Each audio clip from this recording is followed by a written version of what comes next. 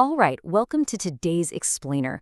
We're diving into a really fascinating and, frankly, kind of alarming historical parallel today. Let's rewind for a second back to the late 1990s. The internet was promising to absolutely revolutionize the global economy, right? A massive gold rush was underway.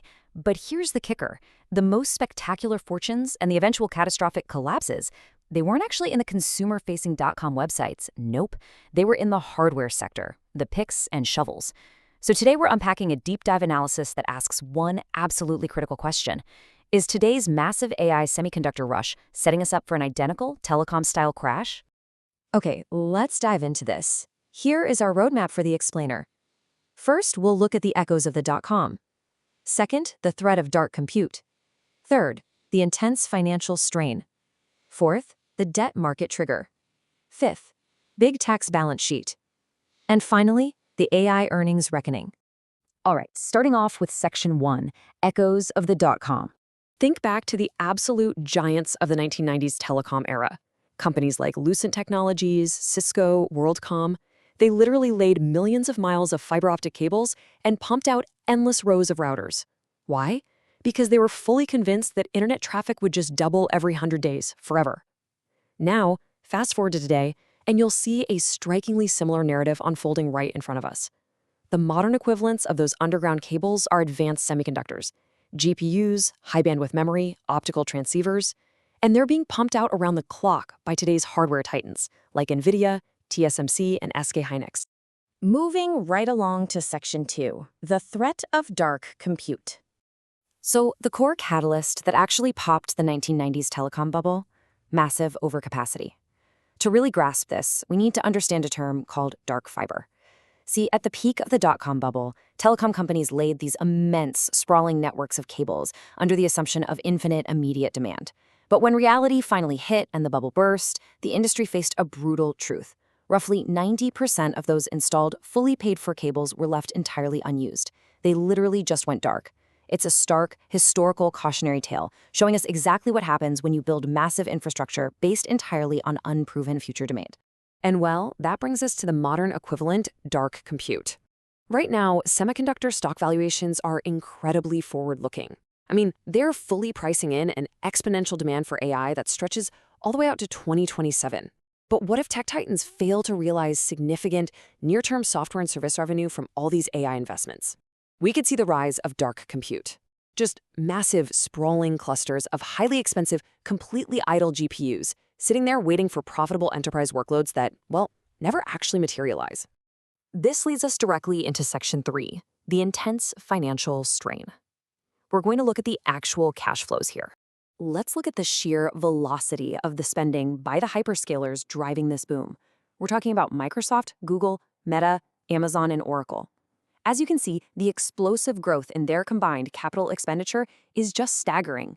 These massive financial commitments are what's driving the entire AI arms race right now.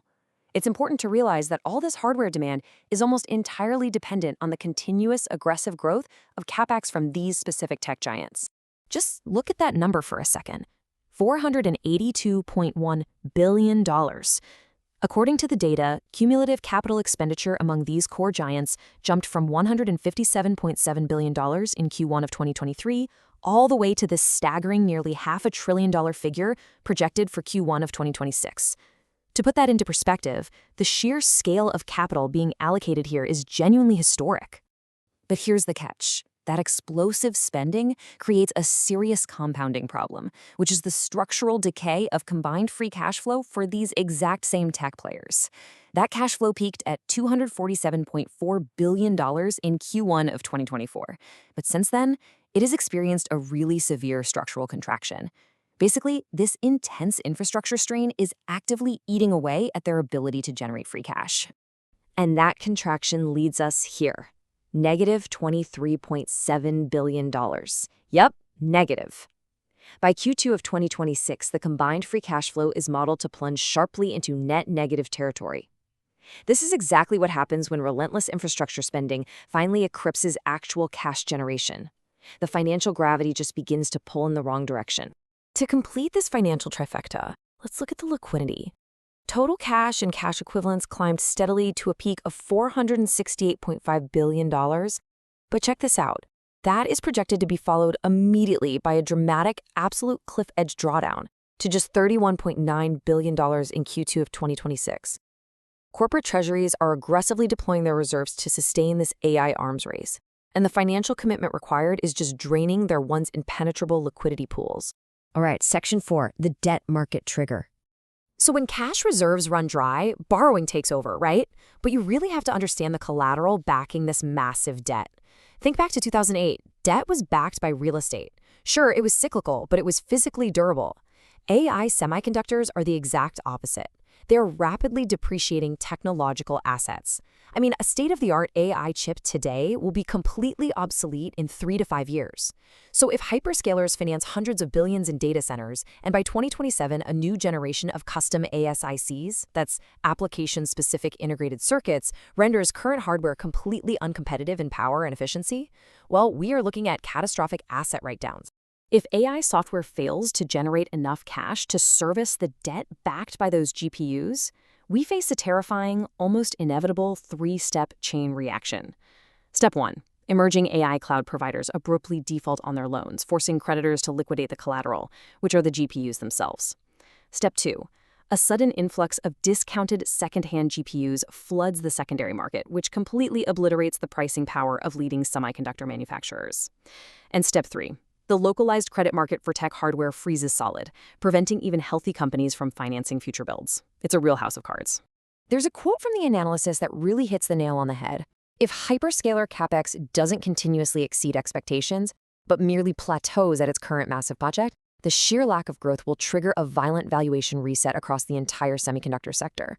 This core truth of the market mechanics highlights the immense stakes here. The industry doesn't even need to cut budgets to face a crisis. Merely plateauing at current levels could be enough to completely pull the rug out from under semiconductor valuations.